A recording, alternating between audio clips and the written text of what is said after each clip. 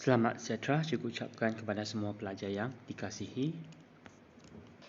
Pada hari ini, cikgu akan ajar rumusan Bahasa Melayu PT3.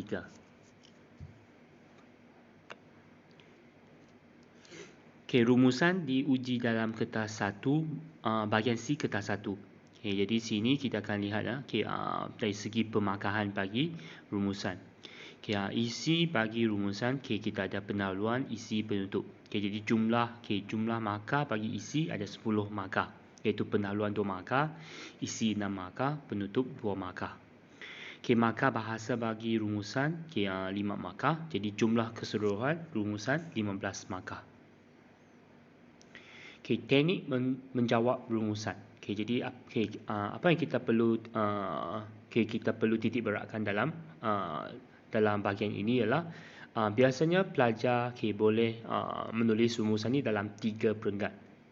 Kalau pelajar nak tulis dalam 1 perenggan pun tidak ada masalah. Tapi bagi cikgu, kita memang galakkan pelajar tulis dalam 3 perenggan sebab nampak lebih terancang. Jadi perenggan 1 kita bina 1 ayat pendahuluan sahaja, iaitu 2 markah, dan kita mencari idea utama dalam petikan. Jadi dalam petikan, jadi ini yang perkara yang pertama.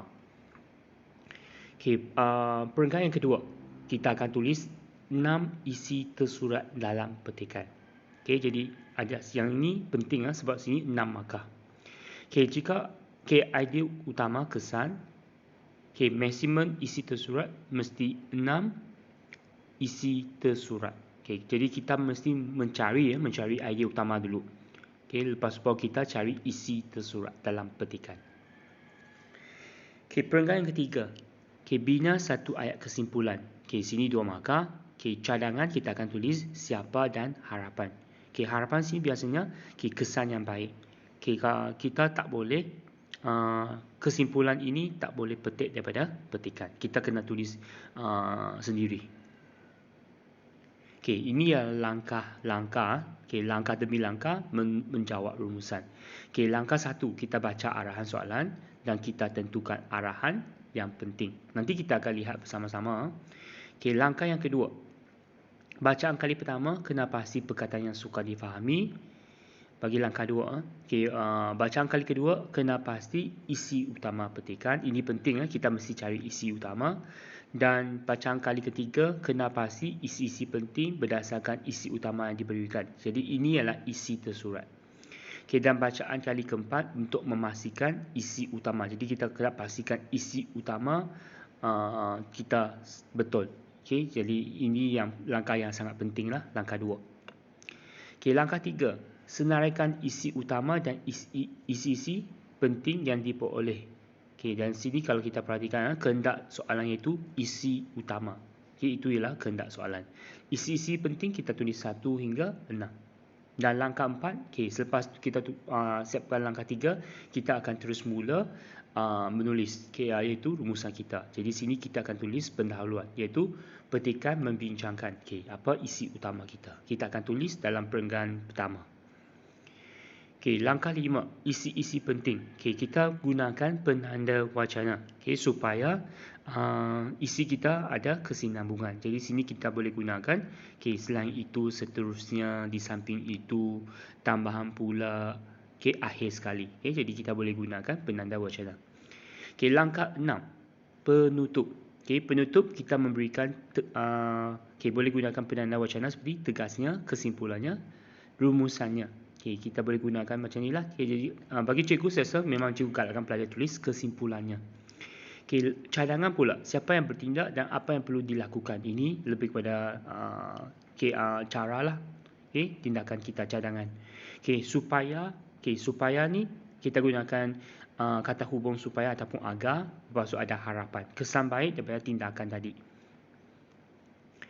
Langkah 7, kita tulis 3 perenggan. Tadi dah pendahuluan, isi, penutup. Dan kita kira jumlah. Langkah akhir ialah langkah 8. Kita kira jumlah patah perkataan. Ini adalah langkah yang terakhir. Jadi sekarang kita akan cuba perhatikan langkah demi langkah.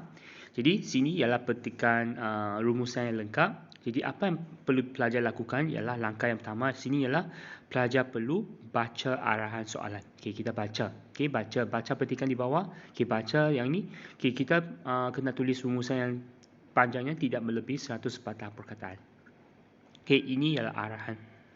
Okey, jadi selepas anda baca arahan langkah 1, okey, kita akan baca petikan. Okey, petikan ini kita kena baca beberapa kali untuk mengendapasi. Yang penting sini ialah mengendapasi idea, isi utama ataupun idea utama dan juga isi penting. Okay, jadi ini pelajar perlu lakukan langkah ini dengan berhati-hati dan dengan penuh teliti. Okay, jadi sini ialah petikan. Okay, jadi selepas anda habis kena pasti idea utama dan isi, isi sampingan, apa yang perlu dilakukan ialah kita akan tulis. Okay, jadi ini ialah kehendak. Okay, kehendak soalan iaitu isi utama ataupun idea utama. Lepas tu isi sampingan kita ada 6. 1 hingga 6. Langkah 4. Kita akan terus mula rumusan kita pendahuluan. Ataupun perenggan yang pertama. Petikan membincangkan apa? Langkah 5. Kita tulis perenggan isi penting.